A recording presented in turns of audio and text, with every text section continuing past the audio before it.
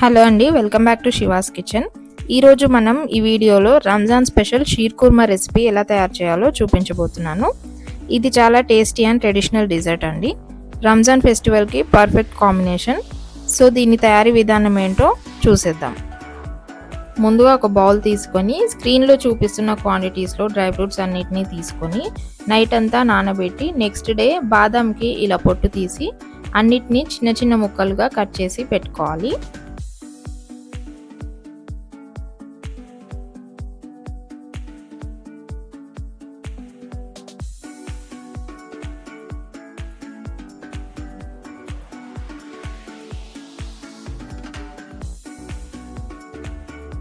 ఇలా dry fruits అన్నిటిని సన్న సన్నగా కట్ చేసి ఒక ప్లేట్లో తీసి పక్కన పెట్టుకోవాలి.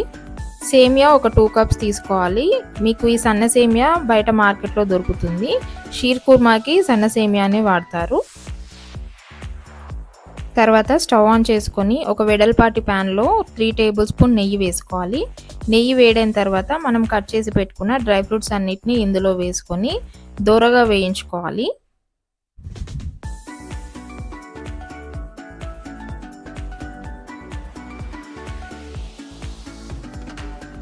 డ్రై ఫ్రూట్స్ అన్నిటిని ఇలా వేయించుకున్న తర్వాత ఇందులో మనం తీసి పెట్టుకున్న సేమియాని వేసుకోవాలి. సేమియాని కూడా నెయ్యిలో కొద్దిగా ఫ్రై చేసుకోవాలండి.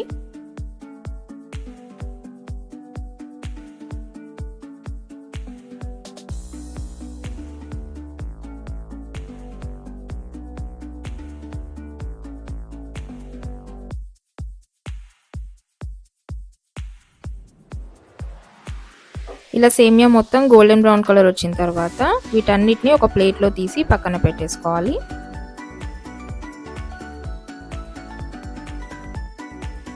తర్వాత అదే ప్యాన్లో మనం 2 లీటర్స్ వరకు ఫుల్ ఫ్యాట్ మిల్క్ తీసుకొని బాయిల్ అవ్వనివ్వాలి.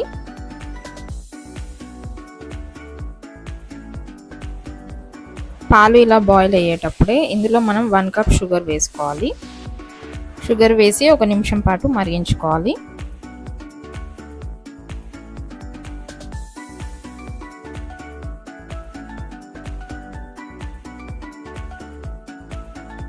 ఇలా 1 మినిట్ మరిగించిన తర్వాత ఇందులో మనం 3 టేబుల్ స్పూన్ కండెన్స్డ్ మిల్క్ కూడా వేసుకోవాలి.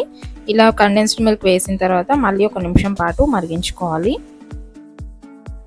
ఇలా 1 నిమిషం పాటు మరిగించుకున్న తర్వాత మనం తీసి పెట్టుకున్న డ్రై ఫ్రూట్స్ అండ్ వర్మిసెల్లి మొత్తం వేసుకొని వర్మిసెల్లిని 2 మినిట్స్ పాటు ఉడికించుకోవాలి. ఎక్కువసేపు ఉడికించినా మెత్తగా అయిపోతుంది. ఇది సన్న సేమియా కాబట్టి 2 మినిట్స్ పాటు ఉడికిస్తే సరిపోతుంది.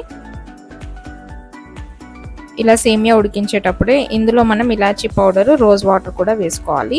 రోజ్ వాటర్ ఆప్షనల్ అండి, మీ దగ్గర ఉంటే వేసుకోవచ్చు, లేకపోతే అవసరం లేదు. 2 నిమిషాలు ఇలా ఉడికించిన తర్వాత స్టవ్ ఆఫ్ చేసి మీరు ఫ్రిడ్జ్లో స్టోర్ చేసుకొని చిల్డ్గా కానీ లేదంటే వేడివేడిగా కానీ సర్వ్ చేసుకొని తినేయండి. అంతేనండి, ఎంతో టేస్టీ అయిన షీర్ కుర్మా రెసిపీ. ఈ వీడియో కనుక మీకు నచ్చినట్లయితే లైక్ చేయండి, షేర్ చేయండి, కామెంట్ చేయండి.